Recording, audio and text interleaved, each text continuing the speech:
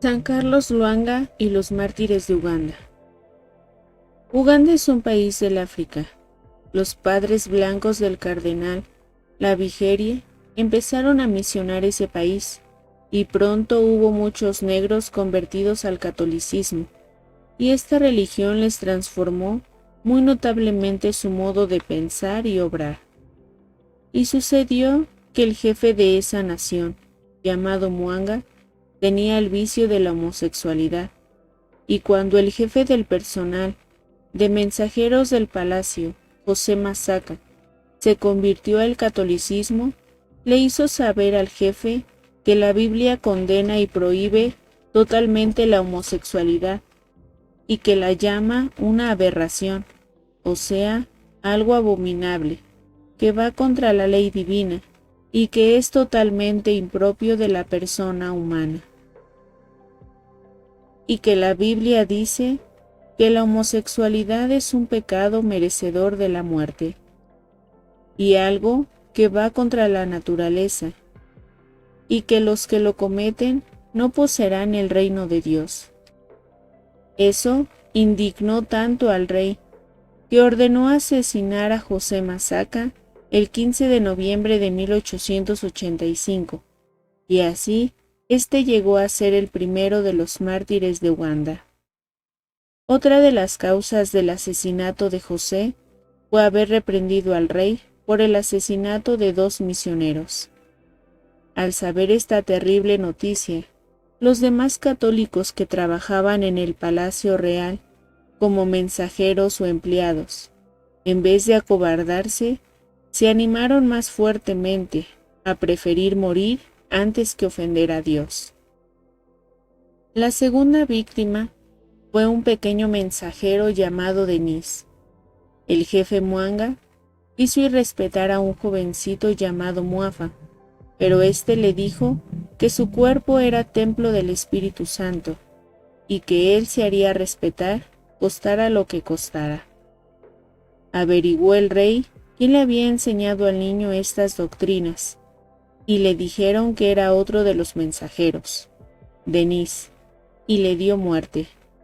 Así, este jovencito llegó a ser el segundo mártir, San Denis. Antes de darle muerte, el rey le preguntó, ¿eres cristiano? Y el niño respondió, sí, soy cristiano y lo seré hasta la muerte.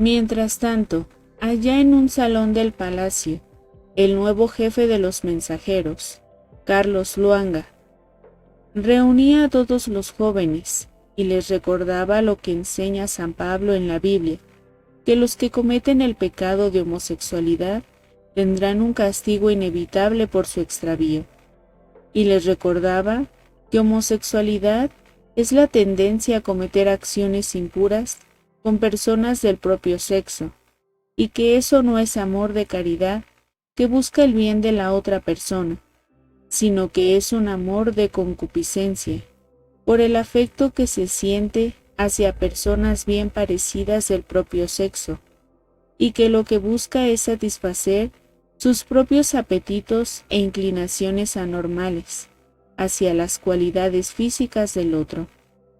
Y les narraba cómo las ciudades de Sodoma y Gomorra fueron destruidas por una lluvia de fuego por cometer ese pecado, y cómo la Biblia anuncia tremendos castigos para los que lo cometen. Carlos terminaba sus charlas recordando aquellas palabras de Jesús: al que se declare a mi favor aquí, yo me declararé a su favor en el cielo. Con estas instrucciones de Carlos Lwanga, ya todos los jovencitos mensajeros y empleados del Palacio Real de Uganda quedaron resueltos a perder su vida antes que renunciar a las creencias católicas o perder la pureza de su alma con un pecado de homosexualidad, y ahora iba a llegar el desenlace fatal y sangriento. El rey tenía como primer ministro al terrible brujo Catiquiro, el cual estaba disgustadísimo, porque los que se volvían cristianos católicos ya no se dejaban engañar por sus brujerías, y entonces se propuso convencer al rey de que debía hacer morir a todos los que se declararon cristianos. El cruel Mwanga reunió a todos sus mensajeros y empleados, y les dijo: de hoy en adelante queda totalmente prohibido ser cristiano aquí en mi reino. Los que dejen de rezar al Dios de los cristianos y dejen de practicar esa religión quedarán libres. Los que quieran seguir siendo cristianos irán a la cárcel y a la muerte. Y luego les dio una orden mortal: los que quieran seguir siendo cristianos darán un paso hacia adelante.